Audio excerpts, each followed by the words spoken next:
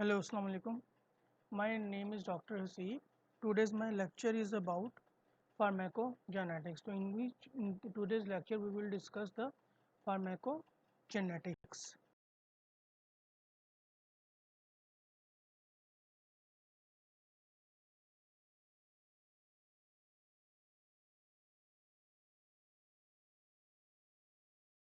Now, coming towards the definition of pharmacogenetics.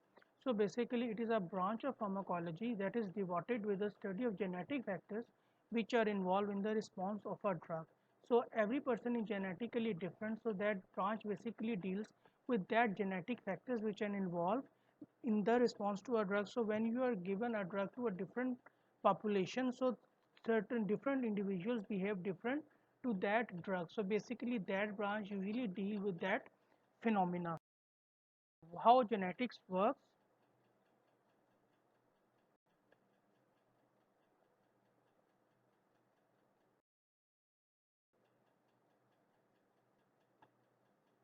If we are discussing the things in which the genetic works, as I told you that is a study basically in which you have a variations among different individuals upon to the response of the drug. So, number one factor is that there are individual variations.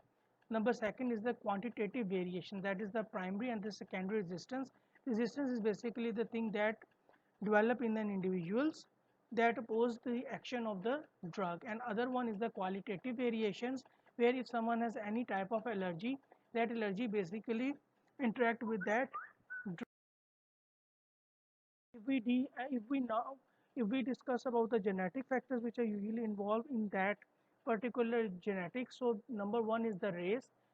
We discussing about the race, so basically there are the certain races present in the world in which different individuals belonging to a certain race act differently towards the different drugs. So there are the American races, African, now the all region above that Asian races, and other factor is basically the age. Different individuals usually react to the different react with a different thing towards the drug. So individuals which are the younger, they are reacting at the different level to the drugs, which are the older individuals, they are reacting different, mainly because the main reason is that is basically all the hepatic and the renal functions which are usually going to decline as the age progresses, so that affects the drugs. So they are the sex, that is basically male and the females, as female are going to have more deposition of the fat, so they are going to have more bioavailability and more bioavailability of that drug. So in this way they will affect the drug. The other one is basically the liver size. Other are the body temperatures. There is a variation in the body temperature of individuals, and also there are the drug metabolism and drug elimination. They are the basically two routes which are very important in pharmacological actions of the drug, in which the in drug metabolism, that is basically the thing in which the drugs go to the in which the drug is changed into active metabolites, and the drug elimination is simply the elimination of the drug from the body. Other are the basically non-genetic variables, among that nutritional status of an individual, environmental factors in which environment he lives, enzyme inducers. Enzyme inducers are certain drugs which increases the function of the enzymes which are present in the liver, that is usually known as P450 system, and enzyme inhibitors, they are basically opposite of that inducers, because they decrease the enzyme function that is present in the liver. So inducer basically try to make the drug more excretable or more in which the drug is used more, but in inhibitors the drug stays in the body because the enzymes which are involved in the metabolism of drug are slowed down, or they are slowed down by that drug. So you are going to have more amount of the drug that is present in your body. What is the polymorphism? Poly means many and shapes means forms. So it is the many shapes or the forms, that is basically the a state in a population when two or more discontinuous forms of specific species occur.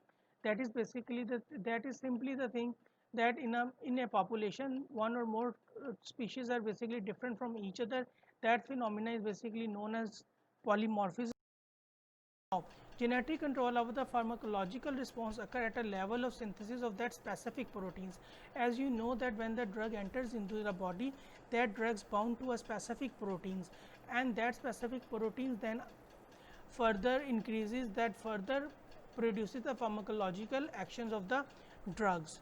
So, these are the basically factors, these are the basically proteins which are modified in certain individuals, so that the effect of the drug is change or increase or decrease according to the certain individuals. Now, important proteins, if we talk about that, then they are the receptors and then enzymes, easy influences on enzyme levels, anatomical factors less often like glaucoma with mydriatics.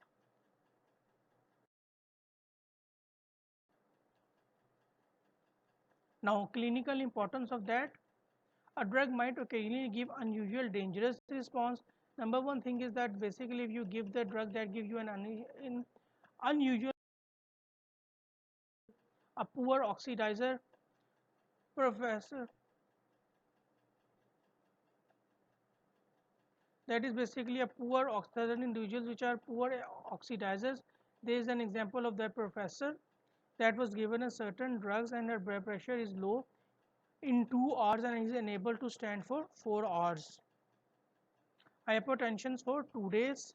All drugs recovered unchanged in urine. So when they analyze the urine of that patient, so the drugs are usually unchanged in that urine because they are not converting in their inactive metabolites. So the drug is keep on working, and that's why he is going to have that hypotension, and that hypotension still.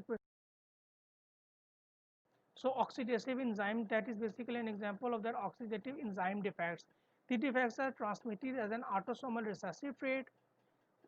Dapaquine and aspartame, these are the drugs which are usually involved in that oxidative enzyme defects. They are occur in 3 to 10% of Caucasians and whites, because that is basically a race, as I told you that they are the race which affects that effects of that drug. So basically these drugs are these drugs have their effects in that Caucasians and whites. Now they are usually going to have that oxidative polymorphism, impaired CYP2D6 dependent oxidation, that is basically the name of the enzyme that are present in the liver. They are basically the P450 system, among that they are the various enzymes, and they give certain that numerical digits or that codes to the certain enzymes. So CYP2D6 is that enzyme which are usually involved in that oxidation. Now causes: faulty expression of that CYP450 proteins, or little or no isozyme catalyzed drug metabolism. Now, if we see that the graph, that is basically metabolic ratio, there is a percentage dose excreted and change divided by the percentage as metabolite. So we are going to have that relative frequency up to that direction, and the metabolic ratio is among this direction. So that is basically a thing that usually given the effect of that dapaquine on the certain individuals. So, they are basically ultra rapid metabolizer at that point, and they are extensive metabolites at these points. So here they are just going to have, you have a little ratio of that drug response because they are metabolizing quickly, and this part they are also, you are going to have that little metabolic effects of the drugs because they are going to have metabolized quickly in these points, and in between they you are going to have the pharmacological effect of that drug. So they are basically, here you are going to have that poor metabolizers. Now the second example is nortriptyline. They are nortriptyline, that is basically a TCA cycle drug, that is tricyclic carbonic acid and carbonic acid. Basically they are going to have this ultra rapid metabolism. They are also involving that enzyme, that is CYP2D6 allelic variations. The polymorphism is usually about that drug is present in 33% of the Ethiopians and the Saudi Arabians. So 3-fold higher doses of nortriptyline is needed in these individuals to have that pharmacological action. Among the codeine, if we say that is the product is the codeine, they are rapidly metabolized to morphine, leading to an increased level. That is basically normal physiological action. Then other is the phenytoin, that is anticonvulsant drug. So it metabolizes the enzyme that is CY2C19 that catalyze aromatic hydroxylations. So their polymorphism is present in 3 to 5% of the Caucasians and 18 to 13% of the Japanese population. In normal extensive metabolizers, 2-metavonin is extremely hydroxylated to excretion, while the other one is the mephitrine is slowly demethylated to an active metabolite. So poor metabolites lack that phenytoin hydroxylase activity. So both enantiomers are demyelinated to this active that is nirvanol, thus showing signs of profound sedation and ataxia. So there are different variation of that drugs in an individual. In certain individual, they are going to have a profound sedation. And now the other one is basically warfarin. Warfarin is basically an anticoagulant drug. So it affects that CYP2C9 mutant allele that produces polymorphism. So decrease enzyme affinity for the warfarin and decrease clearance 10% of the normal. So if the warfarin is remain in the body for a certain period of time, then it is an anticoagulant, so the patient at the risk of internal bleeding. So in that individual, we have to decrease the dose of the warfarin so that we can prevent that effect. So they produces toxicity, can tolerate only, as I told you, that you have to provide the little possible dose.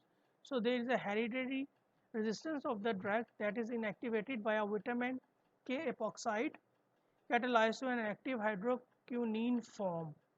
That is basically the enzyme which is usually inactivates that drug. So warfarin bind with the enzyme to inhibit that formation. The mutated change, that is basically that is vitamin K epoxide reductase. So that is enzyme basically involved in the binding of that warfarin.